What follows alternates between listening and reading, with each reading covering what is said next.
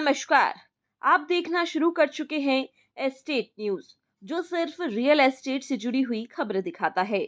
देश की वित्त मंत्री निर्मला सीतारमण 1 फरवरी को मोदी सरकार के दूसरे पार्ट का आखिरी और अंतरिम बजट पेश करने वाली हैं। साल 2024 चुनावी साल है और ऐसे में इस बजट से हर क्षेत्र के लोगों को काफी उम्मीदें हैं और हो सकता है कि यह बजट इस बार लोगों के लिए एक बड़ी राहत लेकर आए। लेकिन रियल एस्टेट सेक्टर को क्या कुछ इस बजट से फायदा होने वाला है और क्या उम्मीदें इस रियल एस्टेट सेक्टर को है? चलिए इसी बारे में बात करेंगे। एस्टेट न्यूज ने रियल एस्टेट सेक्टर में काम करने वाले लोगों की राय जानी है और एस्टेट न्यूज ने उन तमाम एक्सपर्ट से बात की है, जिसमें advocate, real estate expert, real estate sector में काम करने वाले लोगों के साथ साथ रियल एस्टेट सेक्टर में काम करने वाले सीए भी शामिल हैं। सुनवाएंगे उन तमाम एक्सपर्ट्स की राय आपको, लेकिन उससे पहले अगर अभी तक हमारे चैनल को आपने सब्सक्राइब नहीं किया है तो चैनल को सब्सक्राइब जरूर कर लें, ताकि रियल एस्टेट से जुड़ी तमाम खबरें आप तक सीधी और सबसे पहले पहुंच सके। सबसे पहले हम बजट को समझने वाले लोगों की राय सुनते हैं और यह वही लोग हैं जो बजट का लेखा जोखा तैयार करने के साथ साथ बजट को बारीकी से समझने की अच्छी परख रखते हैं। जी हाँ, हम बात कर रहे हैं सीए यानी कि चार्टर्ड अकाउंटेंट की। जैसे कि आपने कहा कि हर फील्ड ने अपनी अपनी उम्मीदें लगा रखी है, तो रियल एस्टेट सेक्टर में भी इस बजट से काफ़ी उम्मीदें हैं। एक दो प्रॉब्लम्स को भी मैं यहाँ कहना चाहूँगा कि जैसा कि आप सबको पता है कि अगर कोई भी नॉन रेजिडेंट अपनी यहाँ प्रॉपर्टी सेल करते हैं तो उसका काफ़ी अधिक टैक्स यहाँ एज इट इज कट जाता है, जबकि उसकी उतनी टैक्स लायबिलिटी नहीं बनती है। हमने काफ़ी टाइम गवर्नमेंट को भी लिखा है कि उन केसेस में भी आप कोई ना कोई ऐसा प्रोविजन लेके आए कि जहाँ पर टैक्स लायबिलिटी सीओ मोटो कम हो जाए। अभी जो करंट प्रोविजन है, उस करंट प्रोविजन के अनुसार उस बंदे को टैक्स ऑफिसर के पास एप्लीकेशन फाइल करना होता है। तो इस बजट से हम उम्मीद करते हैं कि जो ये प्रोसीजरल वर्क है, ये प्रोसीजरल वर्क कम हो जाए और जो 20 या 22% टैक्स लायबिलिटी कटती है वो कम हो जाए। ये एक बजट से उम्मीद है।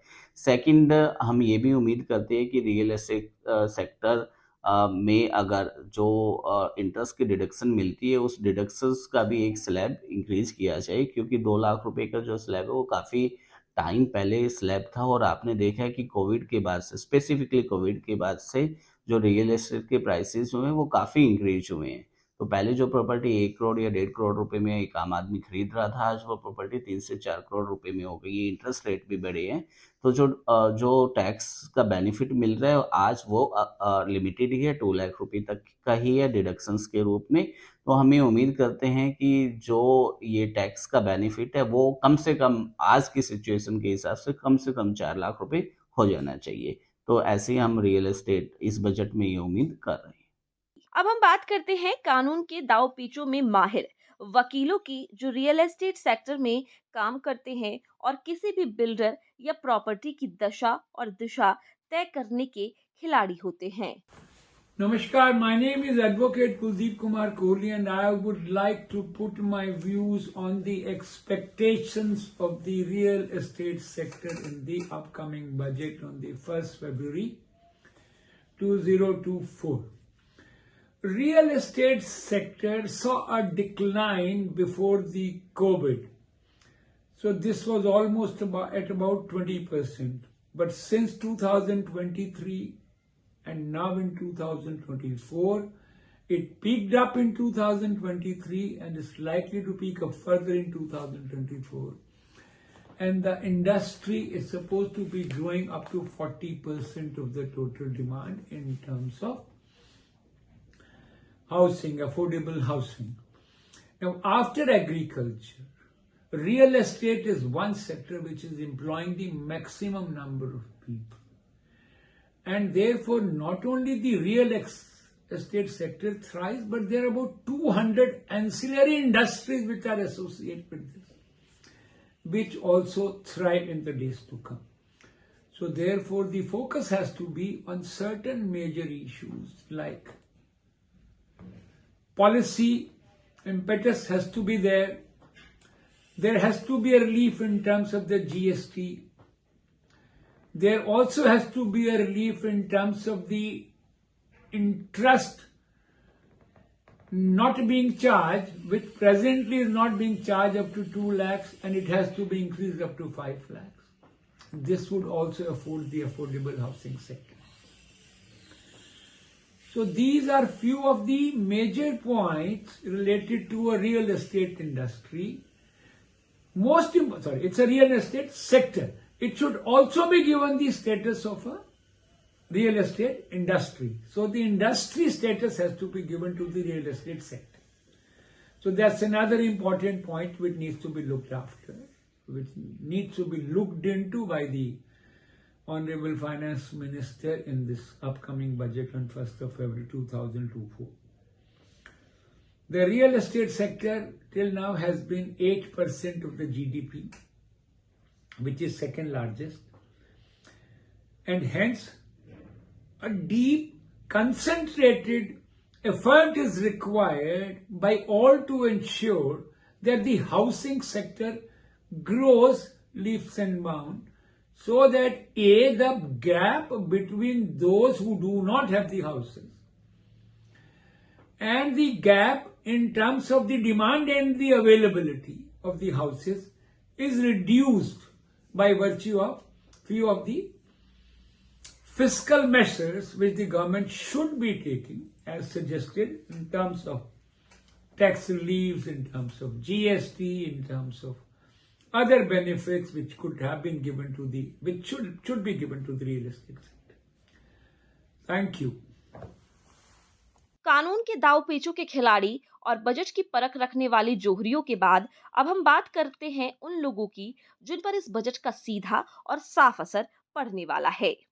जी हाँ, हम बात कर रहे हैं रियल एस्टेट सेक्टर की, जो कि रियल एस्टेट सेक्टर में काम करते हैं और लगातार प्रॉपर्टी का लेन देन करते हैं या आम लोगों को प्रॉपर्टी की सटीक जानकारी देते हैं। उन पर क्या इसका फर्क पड़ेगा और क्या कुछ इस बजट से उन लोगों को उम्मीदें हैं, वही जानेंगे। नमस्कार जी, मैं तो पहले आपका स्वागत करूंगा। आप जो इस विषय पे पूछ रहे हैं ये काफ़ी इम्पोर्टेंट विषय है। मैं अपना परिचय, मेरा नाम संजय गाबा एडवोकेट है।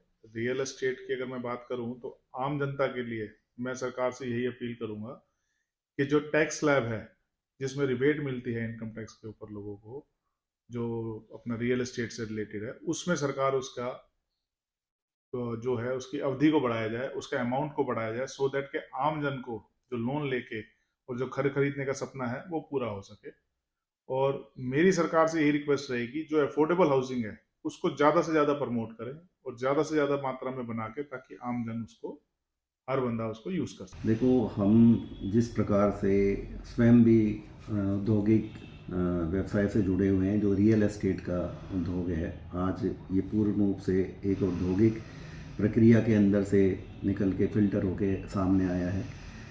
तो जहाँ तक रियल एस्टेट की बात है, गुरुग्राम और जो एनसीआर एरिया है, इसके अंदर एक ये सबसे ज़्यादा रेवेन्यू जो है रियल एस्टेट आज की तारीख में कलेक्ट करके दे रहा सरकार को। तो रियल एस्टेट के बिजनेस से जुड़े होने के कारण हम ये उम्मीद करते हैं कि जो कनेक्टिविटी की जो एक बात है कि अभी तक जो सरकार ने, केंद्र सरकार ने कनेक्टिविटी एनसीआर एरिया के अंदर डेवलप किए हैं, वो बहुत ही अच्छे स्केल पे किए हैं और अच्छी स्पीड से किए हैं, समयबद्ध तरीके से किए हैं।